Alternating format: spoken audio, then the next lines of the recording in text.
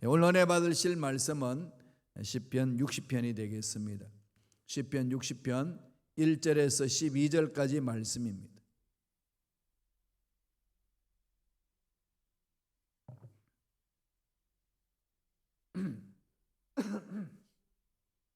다 같이 시편 60편 1절로 12절까지 말씀 봉독하겠습니다. 하나님이여, 주께서 우리를 버려 흩으셨고 분노하셨사오나 지금은 우리를 회복시키소서. 주께서 땅을 진동시키사 갈라지게 하셨사오니 그 틈을 기우소서. 땅이 흔들림이니이다. 주께서 주의 백성에게 어려움을 보이시고 비틀거리게 하는 포도주를 우리에게 마시게 하셨나이다. 주를 경외하는 자에게 깃발을 주시고 진리를 위하여 달게 하셨나이다. 주께서 사랑하시는 자를 건지시기 위하여 주의 오른손으로 구원하시고 응답하소서. 하나님이 그의 거룩하심으로 말씀하시되 내가 뛰놀리라. 내가 세겜을 나누며 숫꽃 골짜기를 측량하리라. 길르앗이 내 것이요 므낫세도 내 것이며 에브라임은 내 머리에 두고요 유다는 나의 귀이며 모압은 나의 목욕통이라. 에돔에는 나의 신발을 던지리라. 블레셋아, 나로 말미암아 외치라 하셨도다. 누가 나를 이끌어 견고한 성에 들이며 누가 나를 에돔에 인도할까? 하나님이여, 주께서 우리를 버리지 아니하셨나이까? 하나님이여, 주께서 우리 군대와 함께 나아가지 아니하시나이다. 우리를 도와 대적을 치게 하소서. 사람의 구원은 헛됨이니이다. 우리가 하나님을 의지하고 용감하게 행하리니 그는 우리의 대적을 밟으실 이심이로다. 아멘. 이 말씀 중심으로 실패에서 다시 일어서려면 이라는 제목으로 은혜 말씀을 나누겠습니다. 성경 보면은 시편 60편 시작하는 위에 조그마한 글씨로 괄호 속에 넣어놓은 글씨체가 있지요. 다윗이 아람 나하라임과 아람 소바와 싸우는 중에 요압이 돌아와 에돔을 소금 골짜기에서 쳐서 12,000명을 죽인 때에는 이렇게 이야기합니다. 에돔과의 전투에서 승리한 때를 말해요. 승리한 거거든요. 다윗이 이스라엘 왕이 되어서 이 통일 왕국으로 만들어가고 있습니다. 예루살렘을 정복하고 왕권이 이제 강화되니까 그 주위에 있는 블레셋 사람들, 모압, 그 다음에 아말렉, 소바, 다메섹, 하반 이런 것을 다 정복해 나갔거든요. 그러다가 보니까 점점 이스라엘이 강성해지니까 주위의 나라들이 두려움에 빠집니다. 그런 중에 메아람 소국들이 동맹을 하는 거죠. 동맹을 해가지고 연합군을 형성합니다. 치자. 그대로 두면은 너무 강대한 나라가 되어서 우리를 휩쓸어 버릴 것이다. 그래서 소국들이 흩어져 있는 소국들이 다 뭉쳐요. 연맹을 맺습니다. 그래서 메소포타미아 지역까지 다윗은 그들과 전쟁 치기 위하여 내려갑니다. 그 탕물을 타가지고 모압 사람들이, 모압 군사가 이스라엘 남부를 공격해 와요. 메소포타미아 지역까지 원정 간 사이에 모압 사람들이 들어와 가지고 강타합니다. 이스라엘 남부 지역입니다. 이 소식을 듣고서는 소국들과 연맹하는 그 나라를 메소포타미아에서 전쟁을 치고 승리하고 돌아오는 길에 이 소식을 듣고 다시 모압을 징벌하러 갑니다. 그를 완전히 정벌하기 위해서 갔는데 지친 거죠. 실패를 합니다. 전쟁만 하면은 이겼던 다윗이 패배의 큰 아픔을 겪습니다. 다 하나님이 이젠 나와 함께하지 않나 보다 라는 생각까지 갖게끔 하는 그런 상황이 되었습니다. 그 중에서 다윗이 하는 방법이 뭘까요? 기도하는 거죠. 기도하고 매달립니다. 하나님의 언약을 붙들고 부르짖는 거죠. 하나님이 이 민족을, 하나님이 이 왕국을 세운다고 하셨사오니 하나님 우리의 잘못을 용서하시고 다시금 일어서게 하옵소서. 그 부르짖는 거죠. 그래서 결국은 거기 장수들, 특별히 요압과 아비새가 큰 공을 세워요. 그래서 그 모압 족속을 다 멸합니다.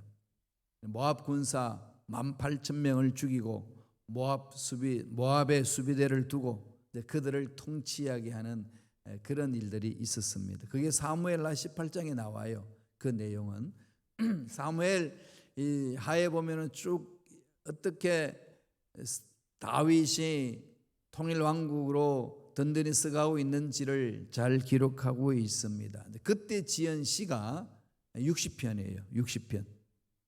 모압을 정복하기 전에 실패했던 직후의 상황을 배경으로 하여서 읊조리고 있는 시가 시편 60편입니다. 그는 실패를 하고 난 이후에 어떻게 하면 성공할 것인가, 실패를 하고서 어떻게 일어설 것인가에 대해서 하나님 앞에 부르짖는 기도의 시입니다. 1절에 보면은 하나님이여 주께서 우리를 버려 헛되셨고 분노하셨사오나 주께서 땅을 진동시키사 갈라지게 하셨사오나 2절에 그러죠. 3절에 보면은 주께서 주의 백성을 어려움에 보이시고 비틀거리게 하는 포도주를 우리에게 마시게 하셨나이다. 하나님에 대한 원망보다도 뭐 하고 있죠? 신앙 고백하고 있죠. 신앙 고백. 모든 것이 하나님에 의해서 이루어집니다. 이 진정한 인생의 삶은, 인생의 역사는, 세상의 나라의 주관자는 하나님이십니다 고백하는 거죠. 그래서 다윗은 실패했다 한다 할지라도 다시 일어서는 용기를 가집니다. 그리고 다윗이 우리에게 권면하고 있어요. 여러분 실패를 딛고 일어서려면 어떻게 해야 되나요? 실패가 없으면 좋겠지만 실패가 없는 삶이 어디 있습니까? 일을 시도하다 보면 실패가 있는 거지요. 이것은 이미 주님도 우리에게 권면하고 있습니다. 구약에도 이야기하고 있는 거죠. 넘어질 수 있다는 거예요. 의인은 7번 넘어져도, 이 말은 무슨 얘기일까요? 넘어진다는 거죠. 왜 7이라는 숫자를 세웠을까요? 깡그리 망가져도, 완전히 일어설 수 없을 만큼 망가져도 7이라는 것은 완전수잖아요. 그렇게 한다 할지라도 의인은 어떻게 해야 된다는 거죠? 망하지 않는다. 왜 그럴까요? 오뚜기는 아무리 넘어뜨리려고 해도 넘어지지 않죠. 일어서죠. 그 중앙에 쇳덩이가 있기 때문에. 의인의 중앙에는 살아계신 하나님이 계시기 때문에 살아계신 하나님이 계시는 한 안 넘어지는 거죠. 아니 넘어져도 일어서는 거죠. 망하지 않는다는 겁니다. 그러므로 실패해서 다시금 일어서려면 어떻게 하라고 오늘 시편은 권면하나요? 첫째로 하나님과의 관계를 회복하라는 거죠. 신앙은 관계 회복이에요. 신앙은 혼자서 하면 안 됩니다. 신앙생활은 혼자서 하는 거 아니에요. 하나님과 나의 관계가 회복이 되면은 인생의 문제는 풀리는 거죠. 내가 누군지, 왜 사는지, 어디로 가야 되는지, 내 존재에 대한 의미를 아무리 스스로 물어도 답 찾지 못합니다. 온전히 알 수 있는 길은 나를 창조하신 그분을 만날 때 가능한 거죠. 그분을 만나셔야 돼요. 관계를 회복해야 됩니다. 다윗은 이 모압과 전쟁에서 1차에서는 실패를 했는데 실패하고 나서 어떻게 하나요? 돌아보지 않아요. 하는 게 집중하죠. 말씀 보실까요? 60편 1절입니다. 다 같이 읽겠습니다. 하나님이여 주께서 우리를 버려 흩으셨고 분노하셨사오나 지금은 우리를 회복시키소서. 지금은 이제는 넘어졌지만 죄악을 범했지만 회개하고 돌았습니다. 지금은 무슨 때죠? 회복시켜 주실 때입니다.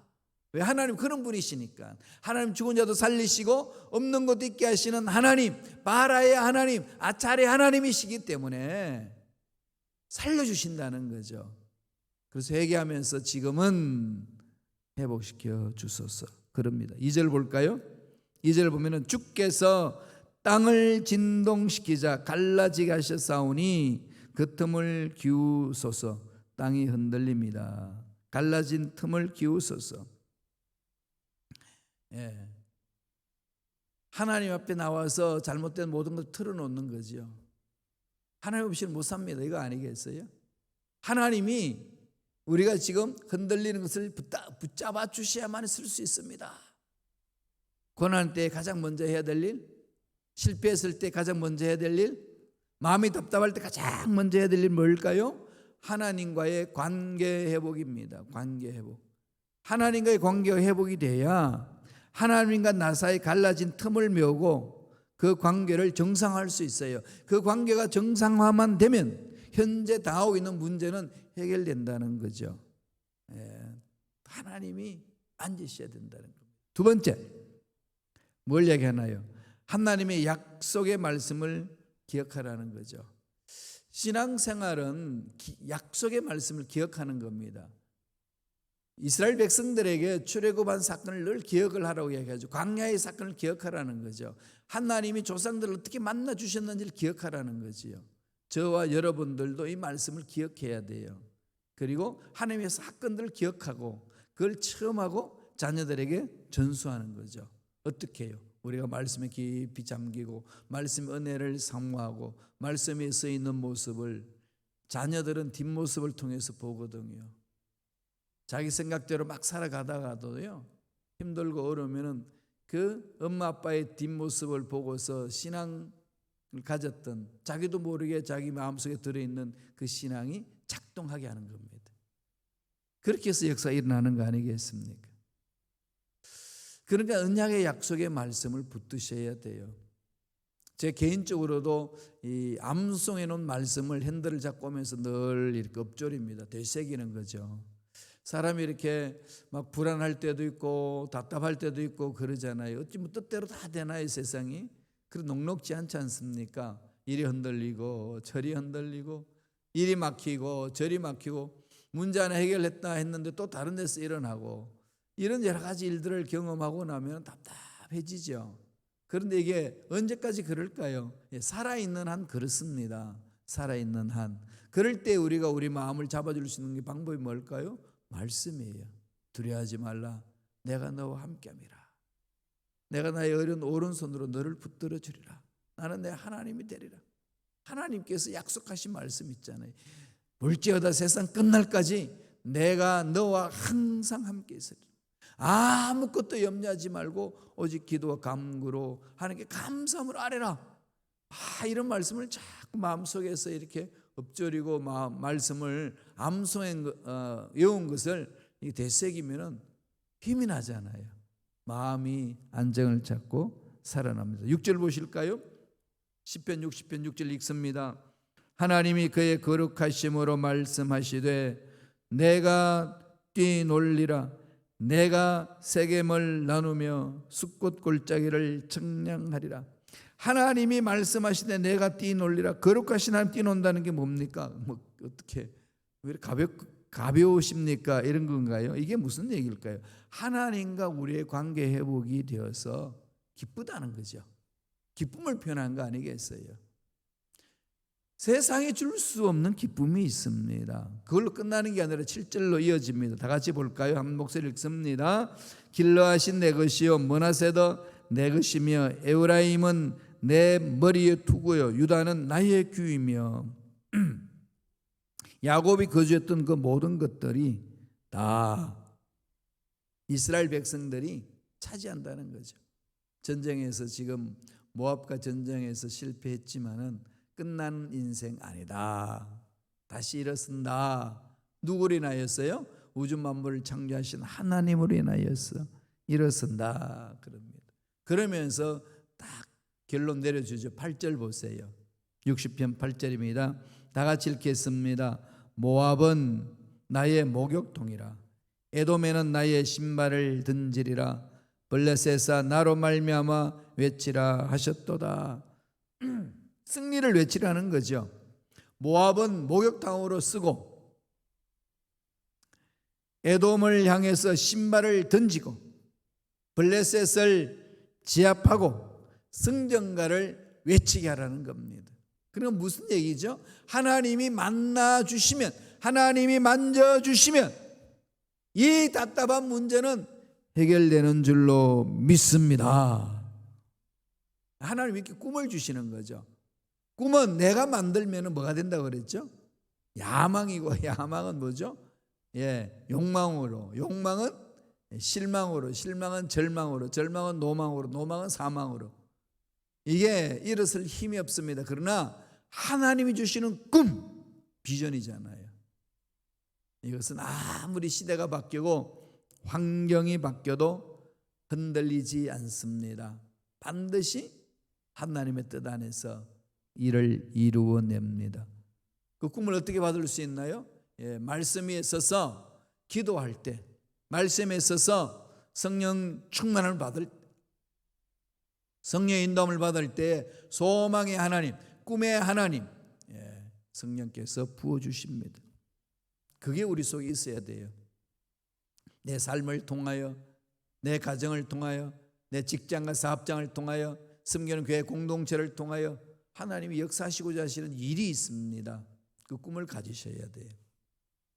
그래야 흔들리지 않고 나아갈 수가 있습니다. 하나님의 언약의 말씀 꼭 마음판에 새기시기 바랍니다. 마지막 세 번째로 어떻게 해야 될까요? 하나님의 회복을, 하나님이 회복해 주신다는 것을 선포해야 돼, 입술로. 다윗이 그렇게 잘하고 있지 않나요? 60편 11절 볼까요? 다 같이 한 목소리로 읽겠습니다. 우리를 도와 대적을 치게 하소서. 사람의 구원은 헛됨이니이다. 이것은 사람이 아무리 모여가 전쟁을 쳐도 하나님이 함께 하시지 아니하면 안 된다는 거예요. 한 번은 이스라엘 백성들이 이 언약궤를 전쟁 치는 데에 가지고 갔다가 적군에게 다 빼앗겼죠. 언약궤도 빼앗기고 그 전쟁에 실패를 합니다. 이랬을 때에 이스라엘 백성들이 무엇을 느꼈을까요? 하나님 능력은 이방 신보다도 약하구나 느낄 수 있죠. 또 이방 사람들은 야훼 신 아무것도 아니네, 우리 조상의 신이 강하네, 이럴 수 있잖아요. 그 다곤 신상의 앞에 신전에다 세워놨더니 어떻게 합니까? 다곤 신상이 딱 깨지고 거꾸로 엎어지는 거죠. 무엇을 하나님 보여주실까요? 그렇게 능력을 행하실 있는 분이 왜 전쟁에서 지게 했을까요? 딱 한 가지입니다. 하나님과 관계가 회복되지 않았다는 거죠. 하나님과의 관계가 회복이 되지 않았기 때문에, 하나님과의 관계가 회복되지 않고 성물을 가져간다고 그 자체 능력이 있는 게 아니라는 거 아니겠습니까? 성경 이 자체가, 책 자체가 무슨 힘이 있겠어요? 뭐가 힘이 있는 거죠? 이 약속의 말씀을 내 마음판에 새기는 거죠. 말씀을 믿을 때에 기록된 이 말씀에 힘이 있는 거지, 그냥 성경책 자체가 힘이 있는 거 아닙니다. 이걸 말씀을 믿지 않고 이걸 들고 간다고 문제 해결되나요? 아닙니다. 하나님이 그걸 말씀하셨던 거죠. 그래서 하나님과 관계 회복되고 난 이후에 언약궤가 다윗 이젠 예루살렘 성으로 들어올 때는 어마어마한 놀란 역사를 이렇게 체험한 거 아니겠습니까? 하나님께서 믿음을 보시는 거예요. 구약에서도 믿음으로 역사하신 겁니다.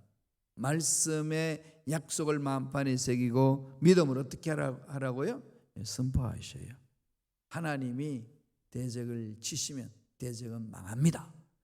사람이 아무리 많이 모여서 이야기를 하고 서로 계획을 세우고 전략을 꾸며도 하나님이 함께 하시지 아니하면 다 헛됩니다, 이거죠. 정말로 헛되죠. 그러니까 하나님의 능력이 사라진 상태에는 법궤를 들고 가도, 하나님의 능력을 믿지 않는 상황 속에서 하나님 임재하시겠다고 약속한 그 법궤를 들고 가도 하나님 능력이 안 나타납니다. 능력이 사라진 게 아니고 관계 회복이 안 됐기 때문에 하나님 역사가 안 일어나는 거지요. 바벨론으로 이스라엘 백성들이 포로로 끌려갈 때도 마찬가지예요. 왜 유대인, 하나님 택한 백성이 하나님을 믿지 않는 이방인들에게 끌려가야 된단 말인가? 하나님이 이렇게 무능하다면 나는 안 믿겠다, 나는 유대인 안 되겠다, 이런 사람이 그 당시 엄청나게 많았습니다. 하나님의 능력이 없어서 그렇게 이방인들을 손에 넘기고 포로가 되게 했나요? 하나님 늘 말씀하셨잖아요. 나와 너와의 관계가 갈라져 있다. 그것을 깨끗하게 청산하라 이거지 않습니까? 우리의 승리는 하나님과 합의를 이룰 때에, 하나님의 말씀을 그대로 믿을 때에, 하나님이 임재해 주실 때에 가능합니다. 그러면 우리 이길 수 있는 거거든요. 시편 60편 12절 볼까요? 다 같이 우리 한 목소리로 천천히 읽겠습니다. 우리가 하나님을 의지하고 용감하게 행하리니 그는 우리의 대적을 밟으실 이심이라. 여기 결론 내려주잖아요. 하나님을 의지하고 뭐 하는 거죠? 용감하게 행하는 거죠. 비록 모압에 패했지만은 한번 끝난 것이 아니고, 실패했다고 끝난 것이 아니라, 실수했다고 끝난 것이 아니라 일어설 수 있다는 겁니다. 누구 때문에? 하나님 때문에. 하나님을 의지하고 뭐 한다는 거죠? 용감하게 행하겠습니다. 그러면은 하나님을 의지하고 나아가는 그 이스라엘 백성들을 통하여서 이스라엘 백성들을 괴롭히는 대적들을 밟아버리신다는 거죠. 이게 하나님이 약속하신 말씀이에요. 선포합시다. 하나님, 내 인생을 풀어주실 줄로 믿습니다. 내 앞날의 장애물을 제거해 주실 줄로 믿습니다.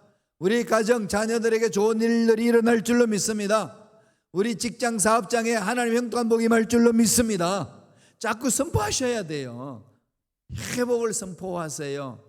회복을 선포한다는 것은 환경이 그렇기 때문에 선포하고, 환경이 그렇게 되지 않으니까 선포하지 않고, 이런 관계가 아닙니다. 뭘까요? 하나님의 전능하신만을 믿고 그분만을 의지하고 선포하는 거거든요.